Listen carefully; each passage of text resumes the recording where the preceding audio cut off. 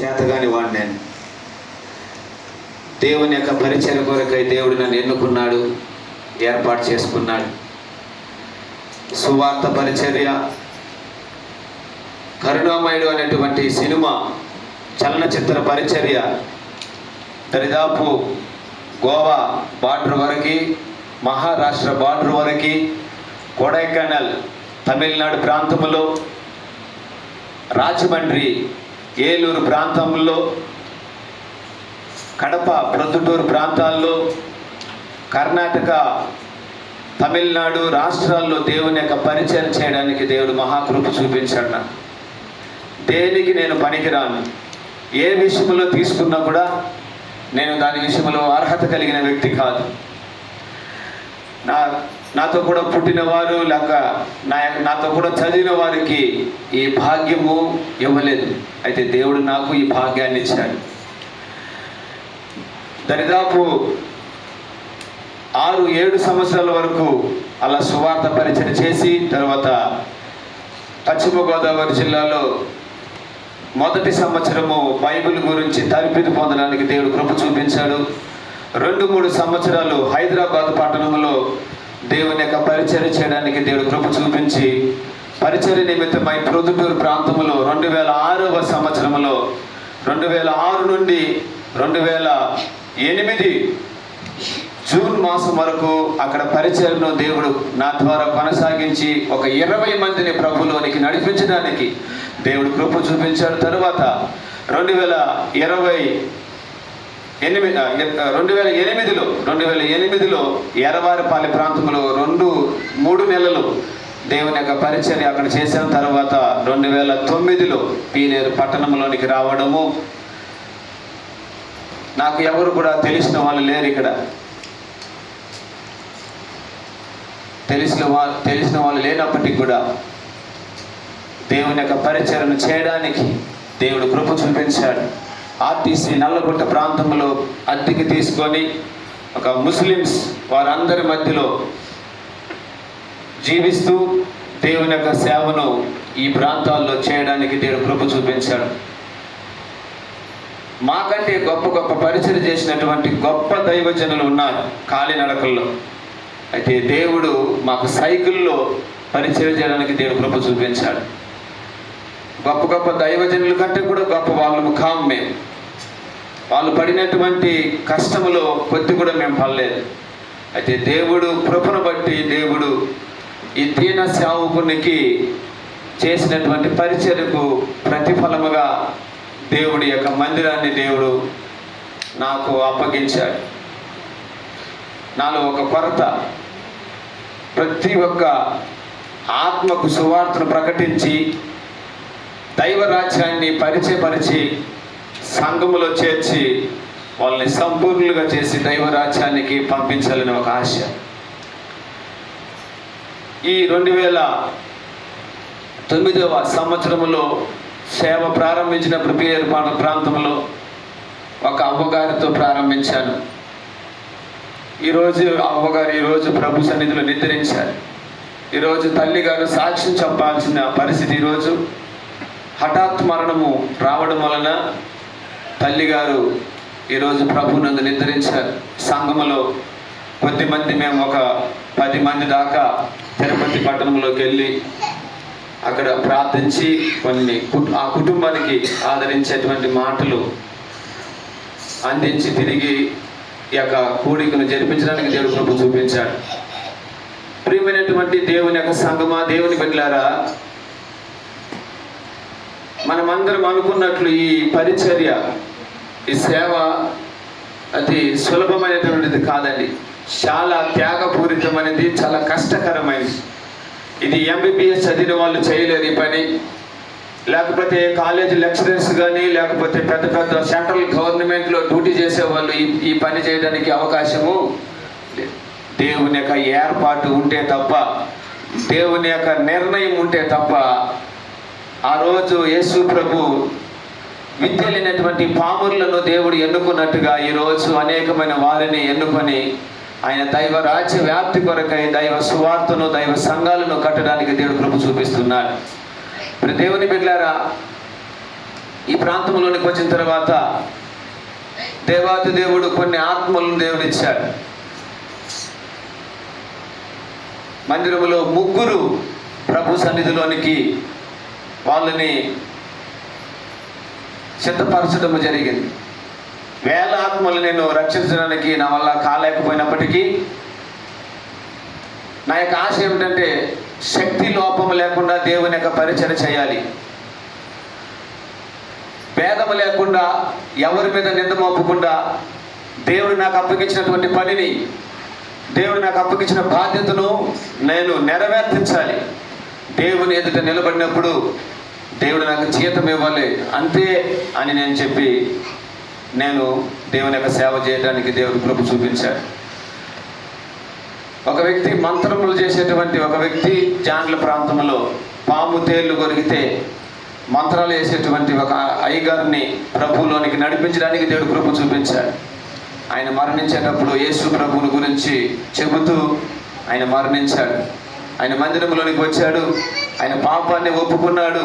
పశ్చాత్తాపం పొంది ఆయన బాప్తిసము పొందుకొని ఆయన చక్కగా దేవుని సన్నిధిలో 6 సంవత్సరాలు దేవునిలో గడిపి ఆయన ప్రభువులో విశ్రాంతి పొందాడు. రెండవదిగా గాంధీ చింత ప్రాంతంలో యేసుబాబు అనేటువంటి ఒక అబ్బాయి యాక్సిడెంట్ ద్వారా ప్రార్థన చేసినప్పుడు దేవుడు కృప చూపించి అతన్ని బతికించాడు. అతడు చదువుకున్న రోజుల్లో మంచి రౌడీయిజం చేసేటువంటి వాడు. యాక్సిడెంట్ ద్వారా అతనికి దేవుడు పడకలోనే ఉండడానికి దేవుడు అనుమతించాడు. తర్వాత తిరిగి లేచి నడవడానికి, తిరగడానికి దేవుడు అనుమతించినప్పుడు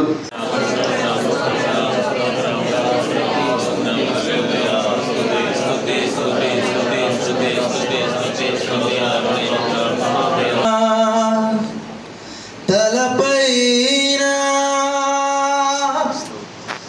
ఆత్మ అయిన యేసు నాలోన అభిషేకం నా తలపైన ఆత్మ అయిన యేసు నాలోన అభిషేకం నా తలపైన ఆత్మ అయిన యేసు నాలోన అభిషేకం నా తలపైన ఆత్మ అయిన యేసు నాలోన ఒకసారి అభిషేకం నా తలపైన ఆత్మ అయిన యేసు నాలోన ఆరాధన నీకే యేసు రాజా ఆరాధన నీకే యేసు రాజా ఆరాధన నీకే ఆరాధన నీకే యేసు రాజా అభిషేకం నా తలపైన ఆత్మ అయిన యేసు నాలోన అభిషేకం నా తలపైన ఆత్మ అయిన యేసు నాలోన అందరూ చప్పట్లతో యెహోవా రఫా యెహోవా రఫా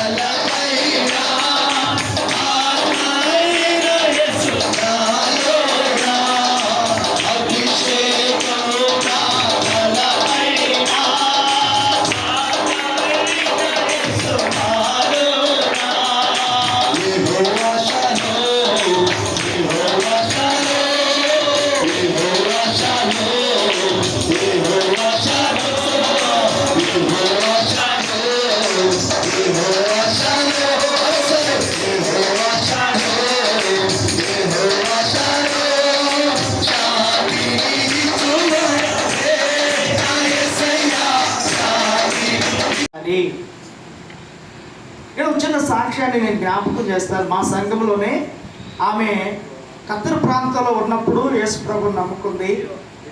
మరి ఇండియా వచ్చిన తర్వాత మరి ఆమె మా సంఘానికి వస్తున్నారు, బాప్తిస్మం తీసుకున్నారు, నమ్మకంగా ఉంది. ఈ మధ్యకాలంలో ఆమె మరలా 2 సంవత్సరాలు ముగించుకొని వచ్చి 3 నెలలు ఇక్కడ ఉండి మళ్ళా వెళ్ళిపోవాలి. అయితే ఈ 3 నెలలు ఉన్నప్పుడు ఒక్క ఆదివారం తప్ప మిగిలిన వారాలన్నీ కంటిన్యూగా వచ్చింది. ఆ ఒక్క వారం ఎప్పుడు రాలేదంటే వాళ్ళ కూతురు వేరే ఊళ్ళో ఉన్నారు, ఆమె మాట్లాడడానికని అక్కడికి వెళ్ళి ఆ రోజు రాలేకపోయింది. ఆమెకున్న భారం ఏంటంటే ప్రార్థన చేసుకుని వచ్చింది, మా సొంత ఊరిలో సువార్త చెప్పాలి, మా ఇంటి దగ్గర కూడా సువార్త చెప్పాలి, పుట్టినీళ్ళు కాడ మరి వాళ్ళ సొంత ఊరిలో కూడా సువార్త చెప్పాలని భారంతో వచ్చింది. అయితే నాతో పంచుకున్నారు.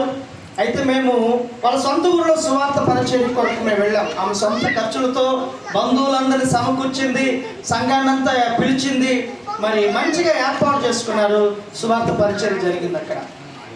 తర్వాత ఆమె వెళ్ళే సమయం ఆసన్నమైనప్పుడు మళ్ళీ వాళ్ళ ఇంటి దగ్గర పెట్టుకుంది. వాళ్ళ ఇంట్లో వాళ్ళ భర్త గారు ప్రభువుని నమ్ముకోలేదు, ఇంకా వాళ్ళ కుటుంబంలో ఎవరికి కూడా ఇష్టం లేదు.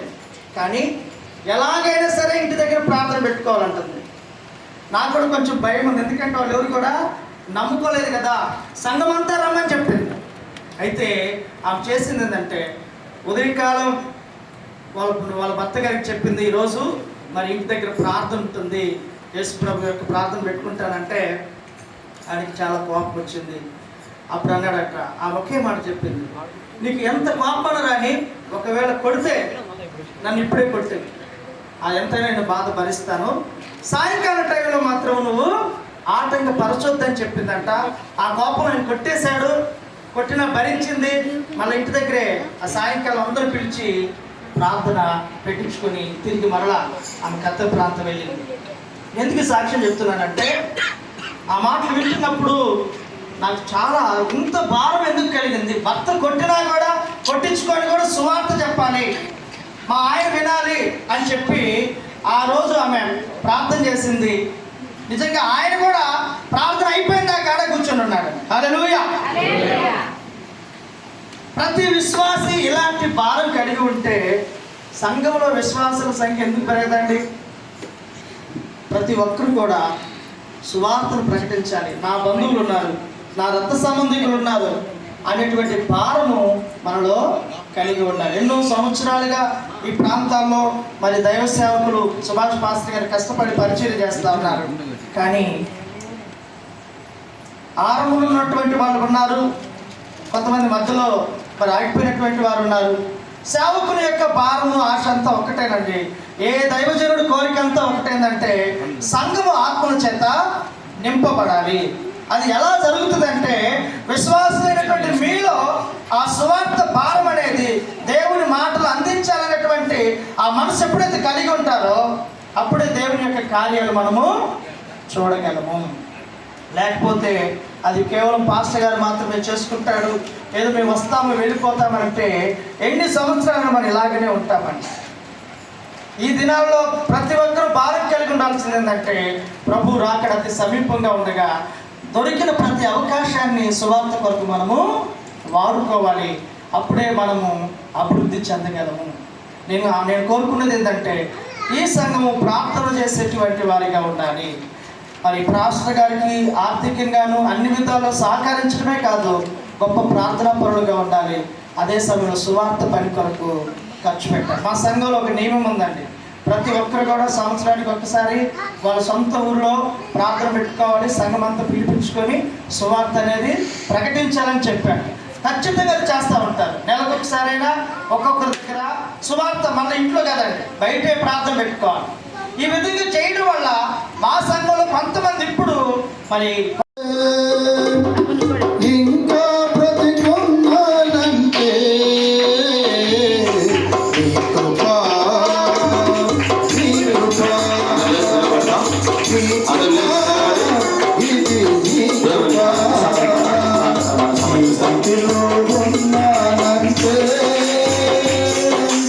ఇంకా బ్రతికున్నానంటే నీ కృపా, నీ కృపా, నీ కృపా, ఇది నీ కృపా.